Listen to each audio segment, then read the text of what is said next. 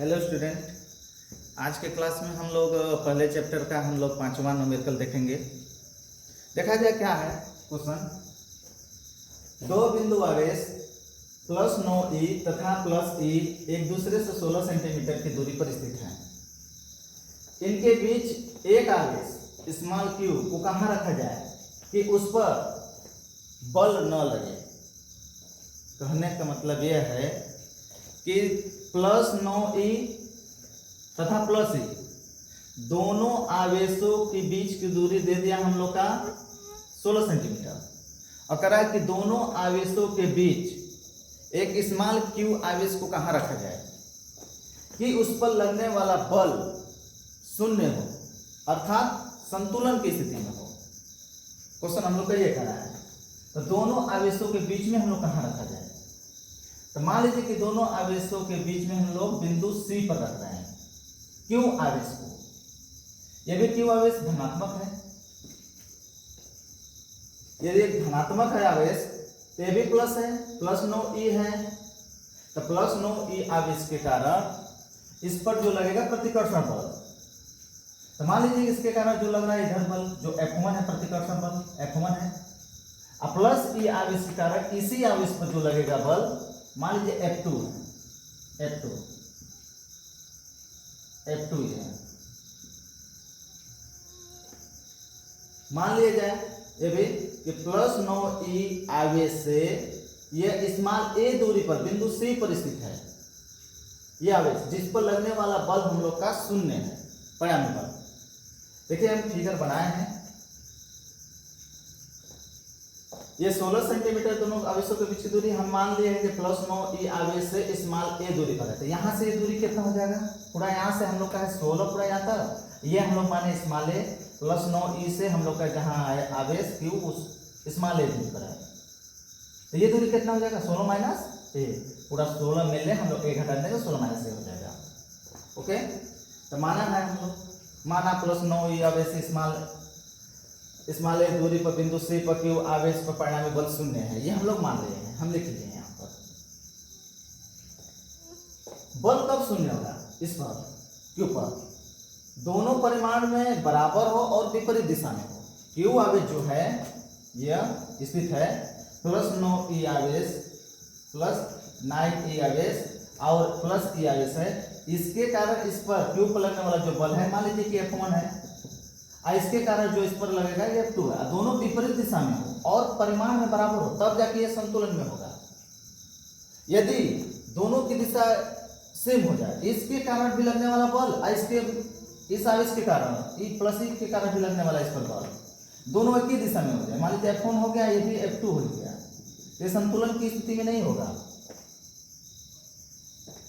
असंतुलित हो जाएगा। ये संतुलन में कब होगा, जब F1 और F2 का दिशा आप लोग का विपरीत हो और ये परिमाण में बराबर हो, तब ये Q आवेश संतुलन अवस्था में होगा, संतुलन की स्थिति में होगा।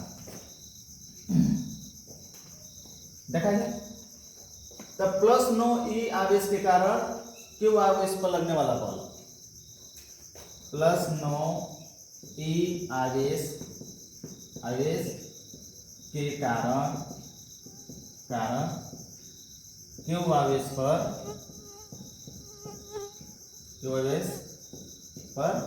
लगने वाला बल तो हो जाए। मान लिया F1 है, इस आवेश के कारण इस पर लगने वाला बल तो क्या होता है हम लोग का 1/4 पाई एप्सिलॉन नॉट। मान लेंगे कि वायु में है, नहीं बोला तो पर मान लेंगे वायु में, माध्यम ना दिया तो वायु या निर्वात मान लेंगे।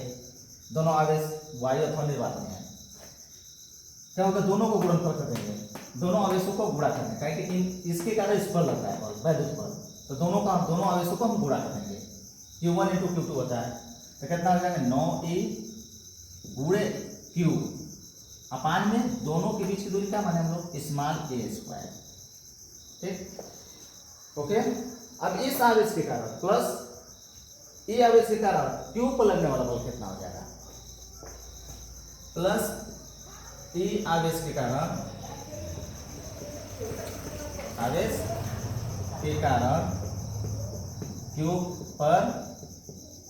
Q आवेश पर लगने वाला बल लगने वाला बल।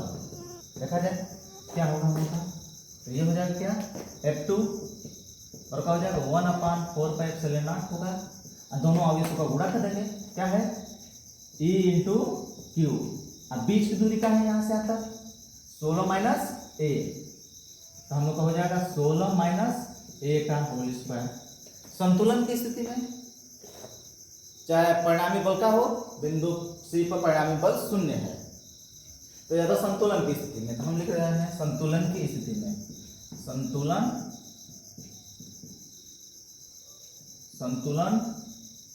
की स्थिति में बल नहीं लग रहा है तो संतुलन नहीं होगा। संतुलन की स्थिति में F1 बराबर F2। F1 का मान पुट कर दिया जाए, F1 का मान कितना है ये 1/4πε0 हो जाएगा। दोनों आवेशों का गुणनफल है क्या है 9E गुणे Q है अपान में A square equal to F2 का वैल्यू क्या है ये 1/4πε0 क्या है E गुणते Q है अपान में 16 माइनस A का होल स्क्वायर। ये हो गया। देखा जाए इससे ये पूरा कैंसिल हो जाएगा 1/4πε0 इस साइड भी है, बाएं साइड भी है और दाएं साइड भी है। 1/4πε0 इधर भी है, तो दोनों ये कट जाएंगे। Q से Q कैंसिल हो जाएगा, E से E कैंसिल हो जाएगा, क्या बचेगा 9/a² मतलब 9/a² बचेगा। यार क्या बचेगा ऊपर 1 नीचे क्या है 16 माइनस a का होल स्क्वायर। ये होगा 9, देखिए a² है ऊपर 9 होगा, तो 9 किसका स्क्वायर होगा 3 का, 3 a का हम लोग पूरा होल स्क्वायर कर दिया जाए इससे, क्या कहते 3 का स्क्वायर 9 हो जाएगा, a² हो जाएगा। यहाँ से यहाँ पर हम लोग लिख लेंगे 1/16 माइनस a का, a का स्क्वायर 1 होता है। दोनों पक्षों का वर्गमूल ले लिया जाए, दोनों पक्षों का वर्गमूल लेने पर या तो घात बराबर है तो आधार भी बराबर होगा, ऊपर का घात बराबर है तो आधार भी बराबर होगा। तो हम लोग को क्या हो जाएगा 3/a बराबर 1/16 माइनस a, क्रॉस मल्टीप्लाई कर दिया जाए, तिर्यक गुणा क्रॉस मल्टीप्लाई, इसका यह गुणा कर दिया जाए तो क्या होगा 16 × 48 माइनस 3 है इक्वल टू a, इसका इधर इसको ले जाएंगे तो माइनस है तो प्लस हो जाएगा, तो 3 है 4 हो जाएगा।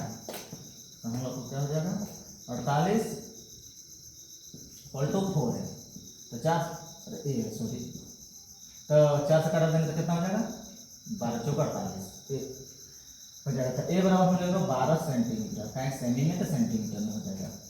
ओके, तो हम लोग का जो है +9E आवेश से 12 सेंटीमीटर की दूरी पर Q आवेश को रखने पर लगने वाला बल क्या होगा 0 होगा। तो हम लोग लिख सकते हैं +9E ऐसे लिखेंगे, अतः +9E आवेश से 12 सेंटीमीटर की दूरी पर Q आवेश को रखने पर कोई बल नहीं लगेगा, कोई बल नहीं लगेगा। ये होगा, चाहे ऐसे भी लिख सकते हैं हम लोग 12 सेंटीमीटर की दूरी पर Q आवेश संतुलन की स्थिति में होगा, चाहे परिणामी बल 0 होगा, ऐसे भी हम लोग लिख सकते हैं। ठीक, ये हम लोग का हो गया क्वेश्चन। हम लोग अब 6वां क्वेश्चन देखेंगे अब। ठीक, ओके।